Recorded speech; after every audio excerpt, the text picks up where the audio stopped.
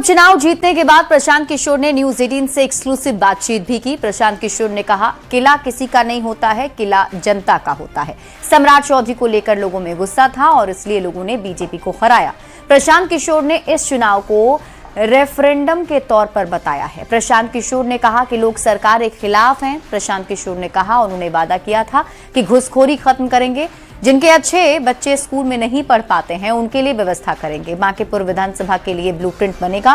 प्रशांत किशोर ने कहा कि वो विपक्ष का चेहरा नहीं बनेंगे, बिहार को हर आदमी का चेहरा बनेंगे। जो लोगों के भविष्य के लिए बात करेगा, उन लोगों का चेहरा बनेंगे।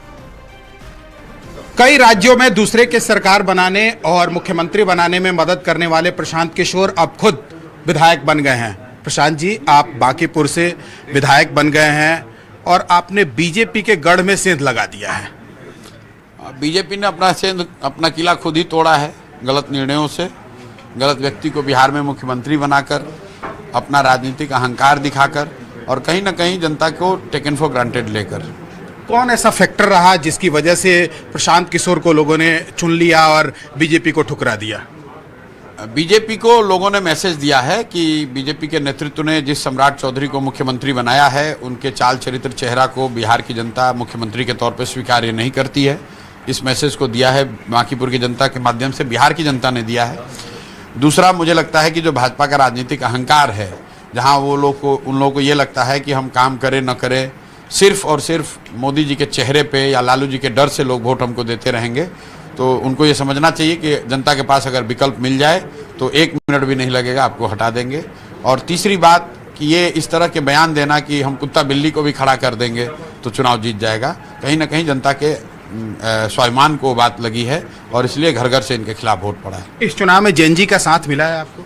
नहीं, साथ तो मिला है, वोट कितना मिला मैं ये नहीं जानता हूँ, क्योंकि बहुत वोटिंग परसेंटेज में उनकी भूमिका मुझे दिखी नहीं, लेकिन साथ तो जरूर मिला है। एक सेंटिमेंटल जो जंतर मंतर पर हुआ या पटना में भी जो लाठीचार्ज चली या जो ओवरऑल देश में माहौल है, उसका असर तो पड़ता ही है, लेकिन किसी जेएनजी ग्रुप के वोट से जीते हैं या हारे हैं ऐसी बात नहीं। प्रशांत किशोर का रोड मैप क्या है बांकीपुर को लेकर? बांकीपुर का रोड मैप को लेकर बिल्कुल क्लियर है।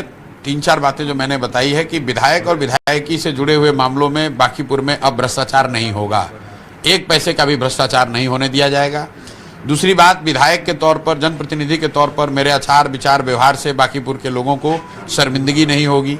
तीसरी बात मैंने कही है कि बांकीपुर में जो सबसे पहले मेरी प्राथमिकता है कि यहाँ पर शिक्षा की व्यवस्था को सुधारा जाए और जो खासकर गरीब इलाके हैं बांकीपुर में, बांकीपुर है पॉश एरिया दिखता है, लेकिन 60% से ज़्यादा लोग झुग्गी झोपड़ियों में, स्लम्स में रहते हैं। तो मैंने उनको ये वादा किया है कि साल भर के अंदर अगर उनके इलाके के सरकारी विद्यालयों में गुणात्मक सुधार नहीं होगा तो उनके बच्चों को अंग्रेजी स्कूल में, प्राइवेट स्कूल में पढ़ाने की जिम्मेवारी हमारी होगी। ये बात मैंने वादा किया है और इसको करके दिखाएंगे।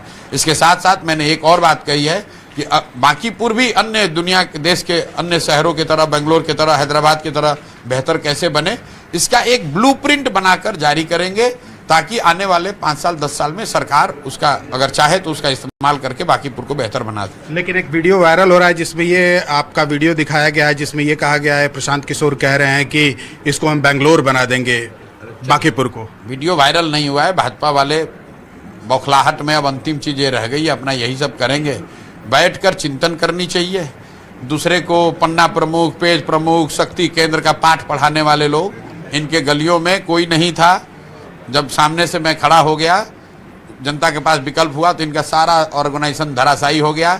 हर गली मोहल्ले में सच्चाई ये है आज की तारीख में कि 4-5 भाजपा के गुंडे वही राजनीति को कंट्रोल करते हैं। और उन मोहल्लों में चूंकि लालू जी के डर से लोग वोट दे देते थे भाजपा को, तो लगता था कि भाजपा बहुत मजबूत है। सच्चाई ये है कि जो इनका भी राजद की तरह इनके भी हर मोहल्ले में 4-5 गुंडे हैं, जो कि भाजपा के विधायक के बिहाफ में वहाँ पर गुंडाई करते थे, बदमाशी करते थे, और इसीलिए जनता ने उनको ठोक कर वोट दिया है और ये कुछ नहीं कर पाए। चुनाव के दौरान भी अगर इनकी गुंडाई नहीं होती, पुलिस प्रशासन का साथ नहीं होता, तो भाजपा 15,000 वोट और ज़्यादा पोल होता और उस सारे वोट में भी हारते, बुरी तरीके से हारते। आपने चुनाव प्रचार के दौरान भी कहा था कि ये जो इलेक्शन है, बाई इलेक्शन, ये रेफरेंडम होगा आगे के चुनाव का, इसको किस तरह से देखा जाए? बिल्कुल रेफरेंडम है। सम्राट चौधरी मुख्यमंत्री बने हैं, बिहार में भाजपा का पहली बार मुख्यमंत्री बना, और भाजपा के राष्ट्रीय अध्यक्ष के सीट पर, उस सीट पर जहां 30 वर्ष से भाजपा हारी नहीं है,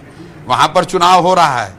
और वो चुनाव अगर भाजपा इतनी बुरी तरीके से हार जाए, सिर्फ चुनाव ना हारा है, हर बूथ हार जाए, तो निश्चित तौर पे ये रेफरेंडम है। ये दिखाता है कि जो सम्राट चौधरी का चेहरा है, जो उनकी नीतियां हैं, जो जिस तरह से सरकार चल रही है, उससे जनता कितनी खुश है। विपक्ष का चेहरा बनेंगे प्रशांत किशोर? हम बिहार के हर उस आदमी का चेहरा हैं जिसके साथ सरकार या व्यवस्था अन्याय कर रही है। हम विपक्ष और पक्ष का चेहरा बनने नहीं आए हैं। पक्ष के चेहरा जो हैं वो भाजपा के व्यक्ति हैं जो मुख्यमंत्री हैं, विपक्ष का चेहरा तेजस्वी यादव हैं। हम बिहार के समाज के चेहरा हैं, समाज के लड़के हैं, और बिहार में बेहतरी हो, पढ़ाई हो, रोजगार हो, पलायन हो, इसके अलावा दूसरा कोई बात नहीं करते। 2029 और 30 को लेकर प्रशांत किशोर के मन में क्या प्लानिंग है? कोई प्लानिंग नहीं, अभी इतनी प्लानिंग है कि थोड़ा थके हुए हैं, 1-2 दिन में स्वस्थ हो जाएं, फिर बाकीपुर के लिए अपना काम शुरू करें, और साथ साथ बिहार के हर उस व्यक्ति को ये विश्वास दिलाएं कि भाई आप भी खड़े हो सकते हो। आप अपने इलाके में 2 साल, 3 साल, 4 साल मेहनत करो, लोगों की आवाज़ बनो, लोगों की मदद बनो। लोग जाति, धर्म, दल और नेता से ऊपर उठकर आपको वोट करेंगे। एक चीज देखा गया कि इसमें जो वोट मिला है वो सभी जातियों का मिला है। क्या लगता है इसमें जाति का बंधन टूटा है प्रशांत किशोर की वजह से? भाई मैंने पीछे भी बार बार कहा है कि अगर कोई विषय, अगर कोई घटना, अगर कोई चेहरा, अगर कोई व्यक्ति समाज के इमेजिनेशन को कैप्चर कर ले, तो बिहार में हर 5 वर्ष 10 वर्ष में लोग जातियों से ऊपर उठकर वोट करते रहे हैं।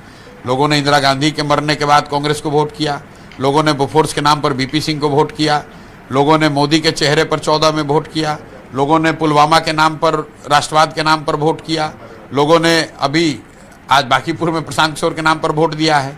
जब भी लोगों के पास ऐसा कोई विषय, कोई घटना, कोई व्यक्ति सामने दिखता है, तो लोग जातियों से ऊपर उठकर वोट करते हैं। बांकीपुर ने उस बात को फिर से चरितार्थ किया है, और बिहार के अन्य हिस्सों के लोगों को भी मैं आग्रह करूंगा कि आप देखिए, अपने समाज से जो सबसे अच्छा व्यक्ति आपको लगे उसको आगे बढ़ाइए, उसको मजबूत कीजिए। जब अच्छा आदमी जीतेगा तभी आपका और आपके बच्चों का भला होगा। जो आदमी गलत है वो गलत है, चाहे वो हरा गमछा पहन कर आए या भगवा गमछा पहन कर आए, पीला गमछा पहन कर आए या नीला गमछा ओढ़ कर आए। आदमी जो गलत है वो गलत ही है। बिहार को सुधरना है तो अच्छे आदमी को जीतना होगा। अच्छे लोग जीतेंगे, किसी दल से जीते, किसी विचारधारा के हों, उससे सुधार होगा। आप 2 लोगों पर हमेशा सवाल बिहार में खड़ा करते रहे, एक तरफ सम्राट चौधरी, दूसरी तरफ तेजस्वी यादव। दोनों में अगर किसी एक को चुनना होगा तो आप किसको चुनिएगा? किसी को नहीं चुनेंगे। चुनना होता तो उनके साथ होते। मतलब एक आदमी 7वां फेल है, एक आदमी 9वां फेल है, एक आदमी 7 लोगों की हत्या में जेल काट कर आया है, एक आदमी जंगल राज का सिंबल है। किसको चुनिएगा और क्यों चुने? हमारी क्या मजबूरी है? हमको सत्ता में जाना मजबूरी तो है नहीं, हमको विधायक बनकर ठेका पट्टा तो कमाना नहीं है। हम क्यों चुने? हमारी मजबूरी नहीं है। लोग इसलिए इन लोगों को चुनते हैं कि उनको अपना राजनीतिक कैरियर बनाना होता है। हम यहाँ राजनीतिक कैरियर बनाने नहीं आए हैं। हम हारना हमको मंजूर है, हमको जनसुराज बंद करना मंजूर है, लेकिन समझौता नहीं करेंगे।